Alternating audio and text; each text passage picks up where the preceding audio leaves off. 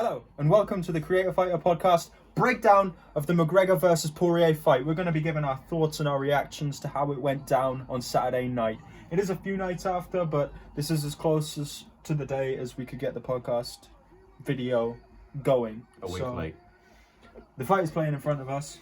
Well, the highlights of the fight are playing in front of us. Let's skim through to the fight at the start. I didn't expect what we saw.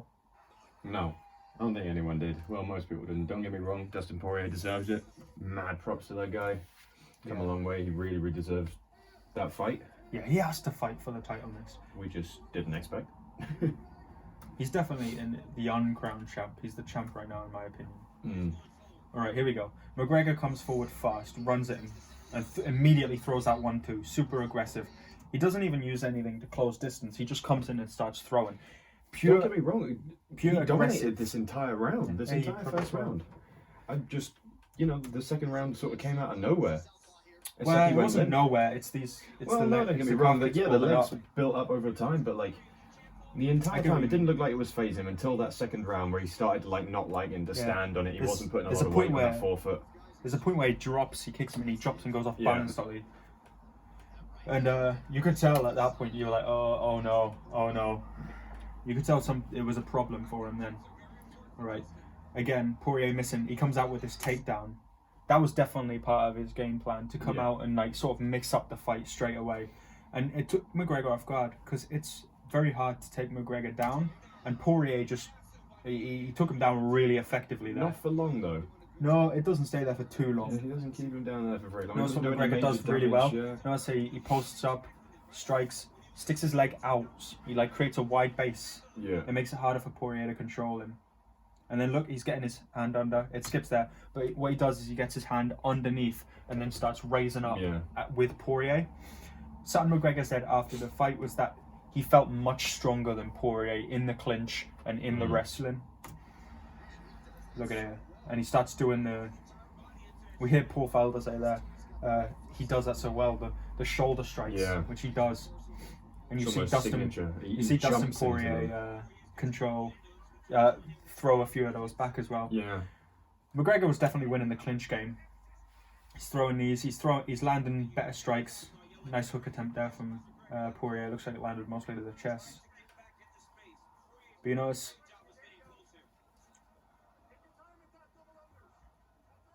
so you notice what Poirier does is he'll have a really wide stance when he's trying to gain the control of the position so they can't turn around. And then when he's ready to strike, he shuffles his feet in towards his opponent, and then he'll start striking from there. And that's the point where McGregor looks down at his feet, and then he turns him around. He waits for Poirier's feet to get closer to him, so he's not wasting unnecessary energy.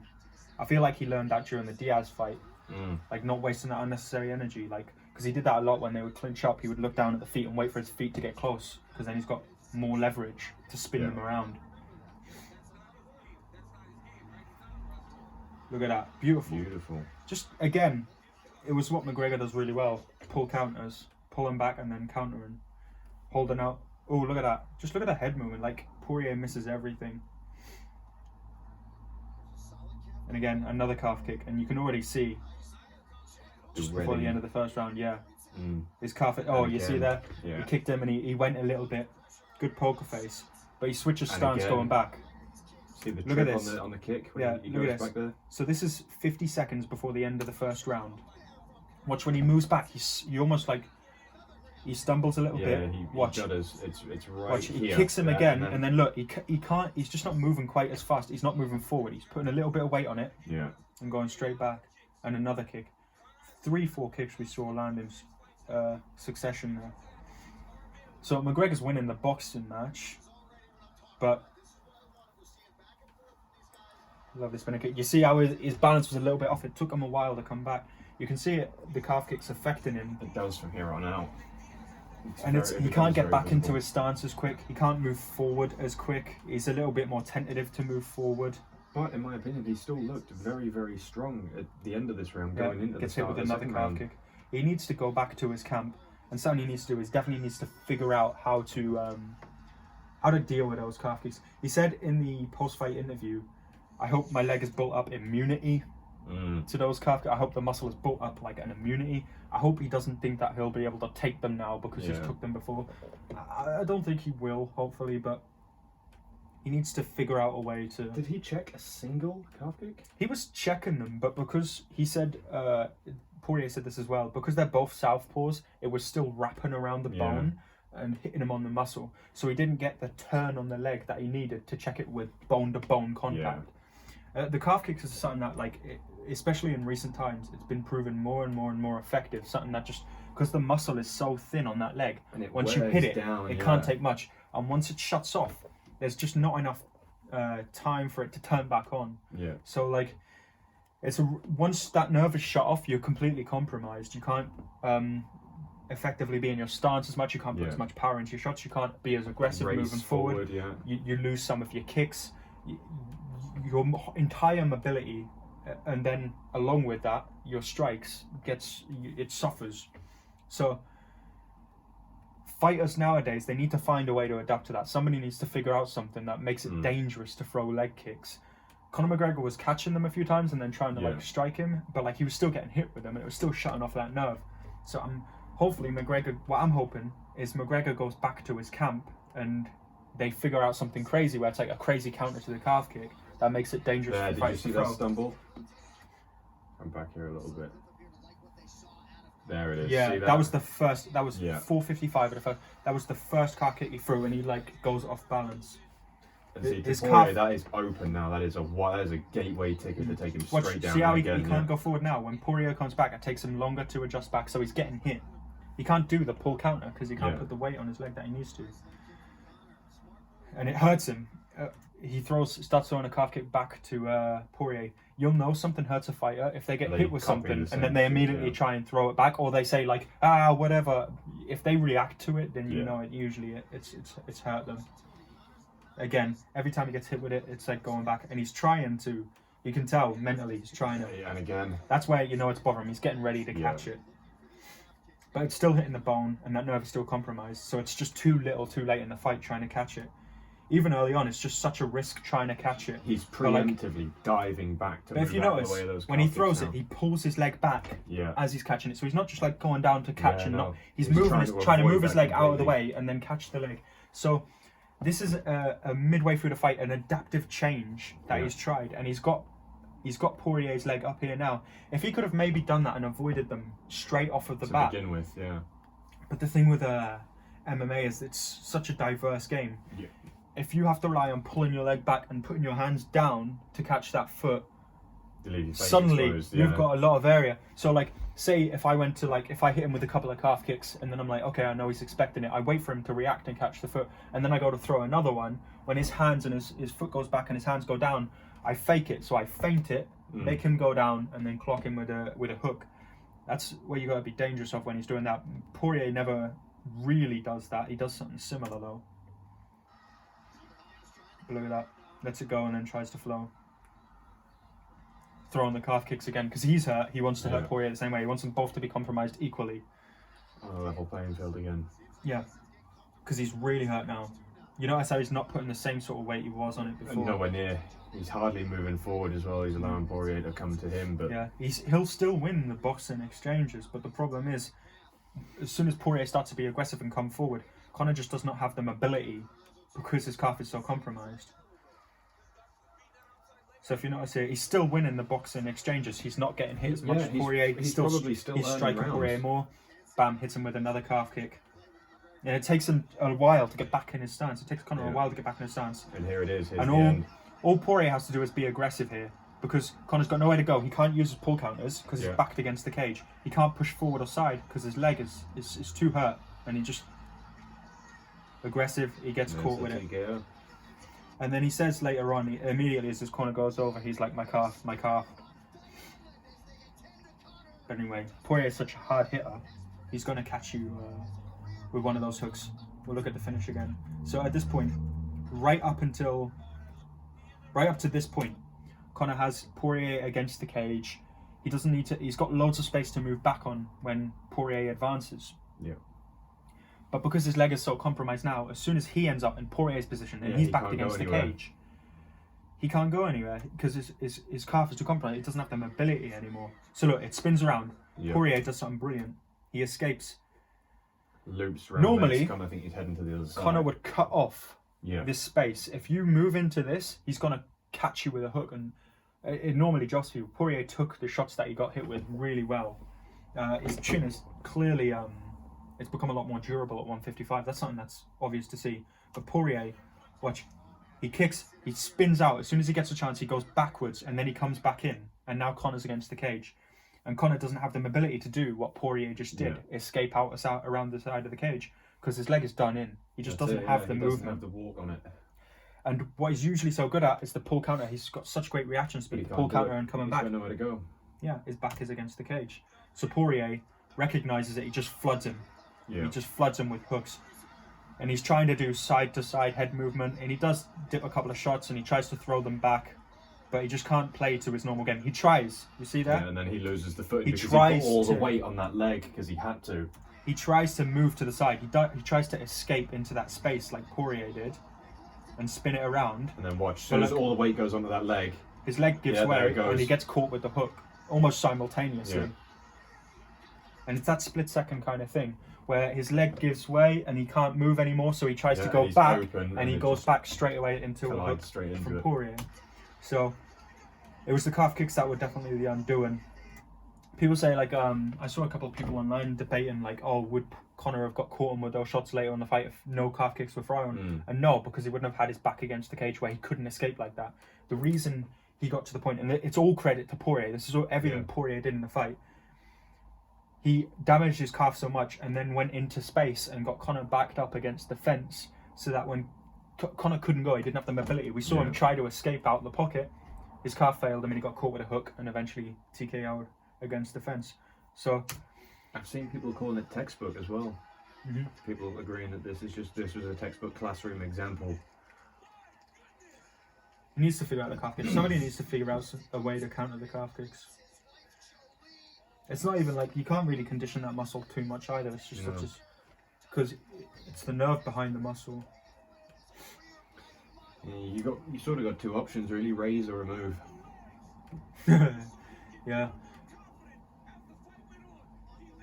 Gotta be creative with it somehow.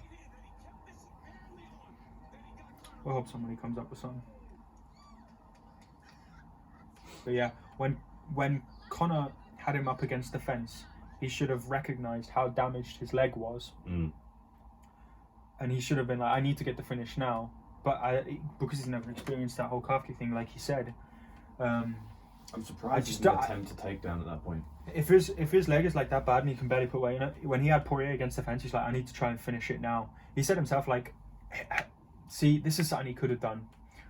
Back all the way back years and years and years ago in the Holloway fight at 145, he what did he do? He like hyperextended his knee or something. He suffered a knee injury, which he was out for like 6 months.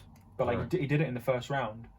He didn't try and stay on his feet and box with Holloway when his knee was damaged. He took him down and he controlled the fight and he won by decision. He said he felt a lot stronger than Poirier in the clinch and in the wrestling exchanges. So if your leg is compromised, and he should have maybe recognised that his leg was compromised and just gone with the wrestling. Dustin Poirier is a jiu-jitsu black belt though, so it's like it's dangerous, but at the same time that probably would have been his best option. When your leg is that compromised, you're not doing much in the stand-up. Exactly. But then again, it's a 5-round fight, and this was the second round of the fight. It's going to be really hard to recover from something like that. So inevitably they'll have the trilogy fight. They'll have the third fight, I imagine. He needs to figure out. He just doesn't have the ability to move away.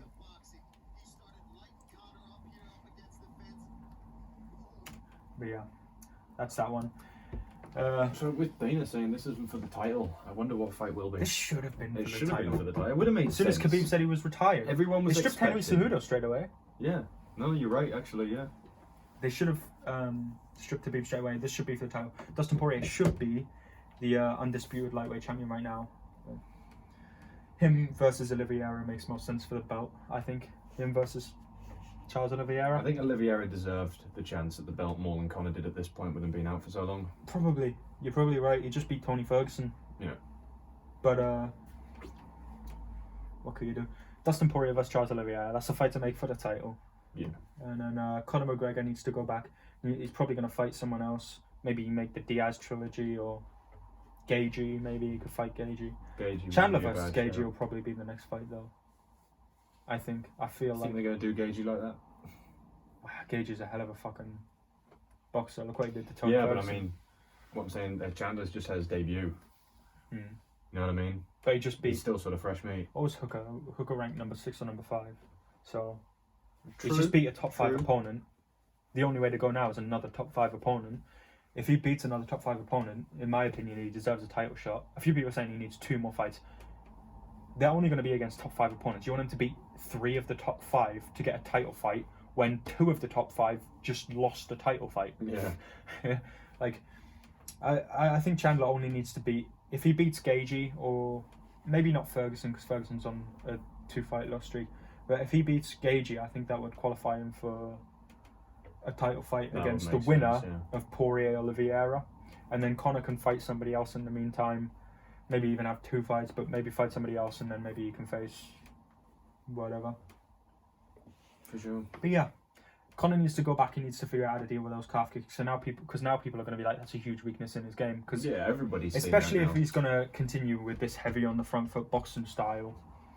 Again, I doubt we'll see a whole style switch up from Conor, though. I don't imagine he's going to change up his entire formula for the sake of the calf kicks. You never know. True. He changes formula into the boxing stance. It's not like it's a massive change on what he does. His style is still very similar. It's just a little bit more boxing orientated. But he could maybe you could try like Stephen Thompson, where he's like floating like a karate stance, because that would eliminate the calf kicks a decent amount, because he's not heavy on the front foot. He can check them quite easily. And when you get hit bone on bone, when you clash bone on bone with someone, it's rare you throw another one. So anyway, we'll end that video there. That's our Conor McGregor versus Dustin Poirier breakdown. Let us know who you think should fight for the title next down in the comments, and we'll catch you in the next one. Let us know your thoughts on the fight too. I'd love to hear what you guys think. Yeah, get some conversations going on down there. Beautiful build up of the calf kicks, and eventually it just broke Conor's mobility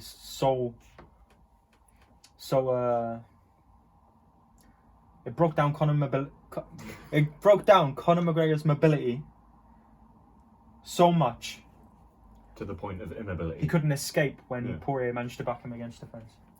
So, incredible fight. Well done, Dustin Poirier, and uncrowned champ. Yeah. Poirier versus Oliveira for the title. Needs to happen. That would be a hell of a fight. And then Chandler versus somebody else for a number 1 contendership. And then Chandler on 2. And Conor finds out a fight somewhere else. Maybe Conor versus Dan Hooker. You could do Conor versus Dan Hooker. Finds a fight somewhere else. Just go fuck off back to Bellator. You could do Conor versus Dan Hooker as well. Conor versus Diaz. You could do Conor versus Dan Hooker. I don't think Hooker. I think it'll probably be Diaz out of the 2. That'd be the bigger move for the company, probably.